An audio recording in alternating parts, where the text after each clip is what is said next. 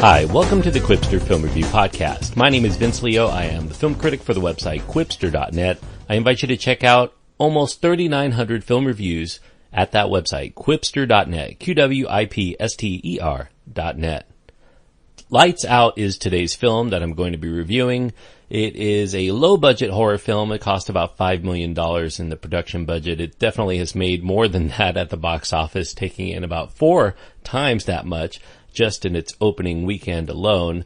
It is a film that is actually getting some critical acclaim. It has about 75% or so on Rotten Tomatoes and even garnered the vaunted certified fresh rating on that, but just barely on that one. It's a PG-13 rated horror film. It has terror throughout, violence that includes disturbing images, some thematic material, and brief drug content. It runs a very short hour and 21 minutes. The cast includes Teresa Palmer, Maria Bello, Gabriel Bateman, Alexander DePersia, and Billy Burke. The director is David F. Sandberg, and the screenplay is by Eric Haserer. Lights Out really explores or delves into a common fear that we as humans have, which is a fear of the dark. And that fear mostly stems from, I guess, an innate fear of the unknown. It's very difficult or sometimes even impossible to see in the dark. And depending on the levels of that darkness, our minds tend to go into overdrive in anticipating what kind of nastiness might actually lurk in those voids that we cannot see. Capitalizing on that theme, this film is directed by a first-time feature helmer named David F. Sandberg. He's a Swedish filmmaker who is here fleshing out his own 3-minute short film of the same name from 2013 with this screen adaptation from Eric Haserer. His Lights Out plays with those fears of the dark in constructing this story in which the malevolent force of the film is actually a creature of the dark. It's empowered whenever and wherever there is the absence of light, to the point where those who've seen her, as this malevolent force appears to be a female, those people who want to fight back against her have to keep a light source with them at all times for fear of the madness that results from the terror or perhaps even resulting in a grisly death at her hands.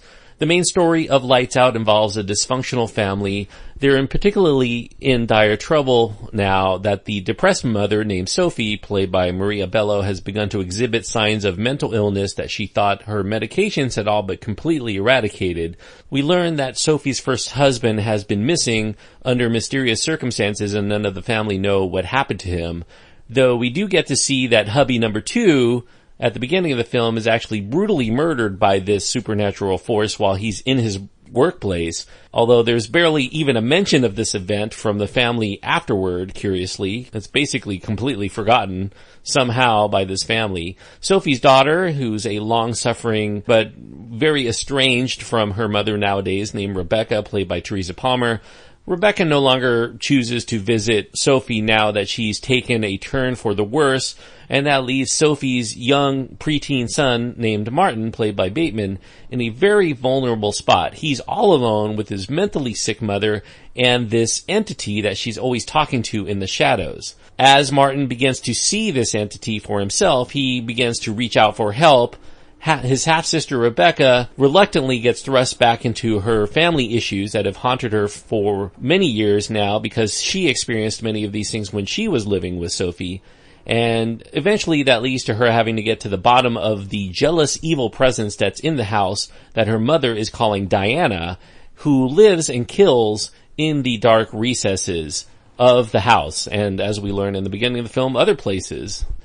Now, while it's been generally getting favorable reviews from most media sources, you won't be able to count mine among them, even though I do think that it's better than a lot of PG-13 rated jump scare flicks that come out in the last year. Some of them were produced by James Wan. James Wan gets a producer credit here because he was the catalyst for getting this film made based on that short that he saw from Sandberg. This film establishes a certain set of rules regarding where and when Diana, who we see in silhouette form for most of the film, can exist, determined purely by whatever Sandberg dictates from scene to scene. It doesn't really make a lot of logical sense.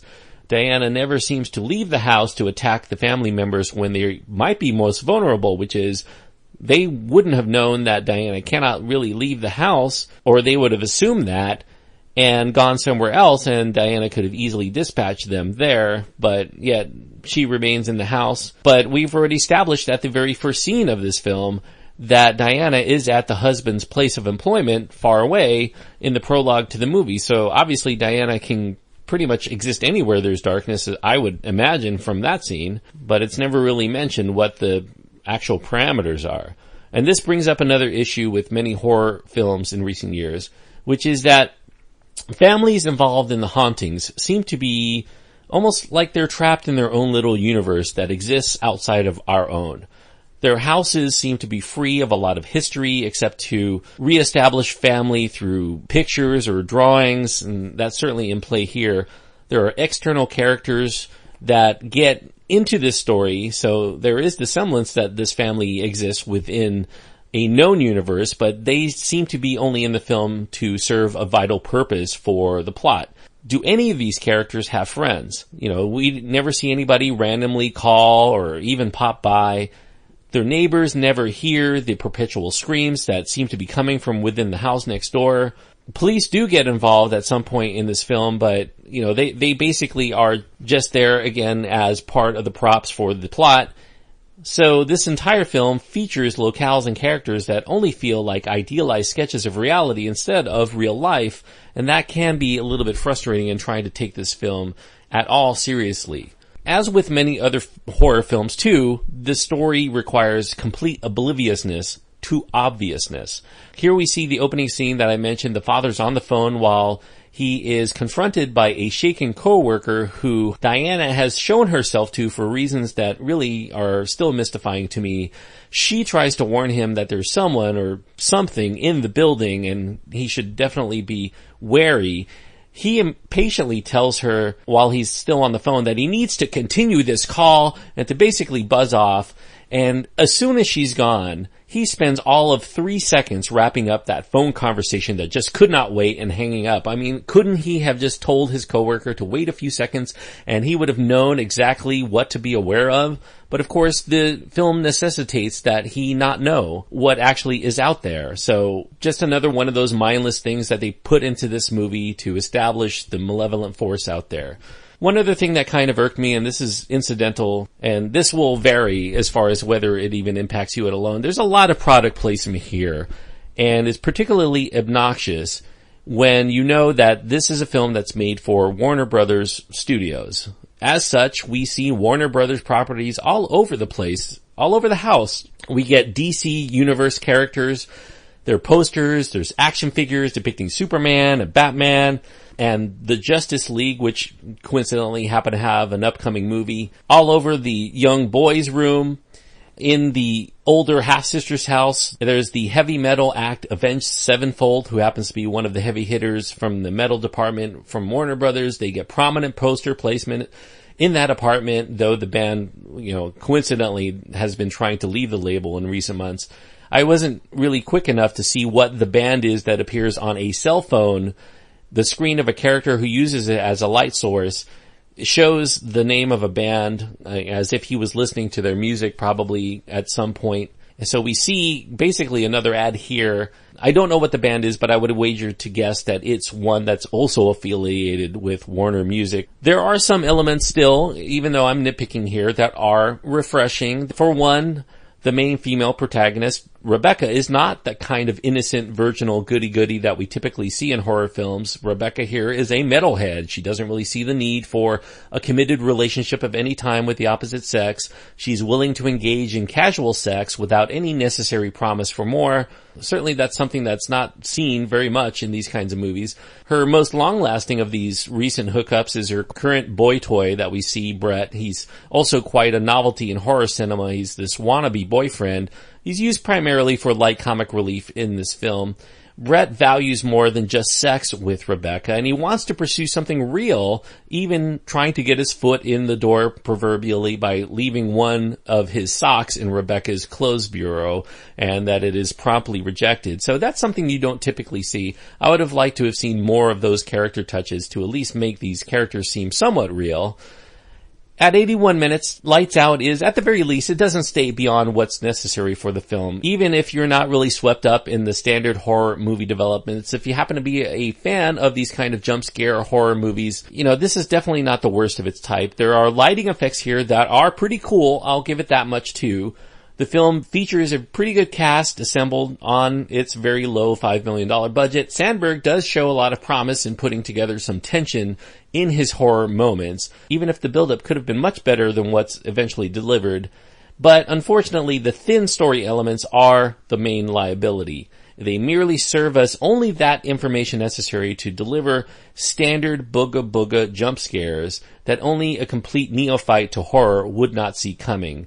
As for anything resembling logic or what people in real life might do in their respective situations of these characters, this is something that the film just does not want to deal with, and makes the entire premise feel solely like a setup to a superficial sensory stimuli experience with a clumsy attempt at a depression metaphor, instead of a means to tell a fully fleshed out story with real characters that we can be invested in.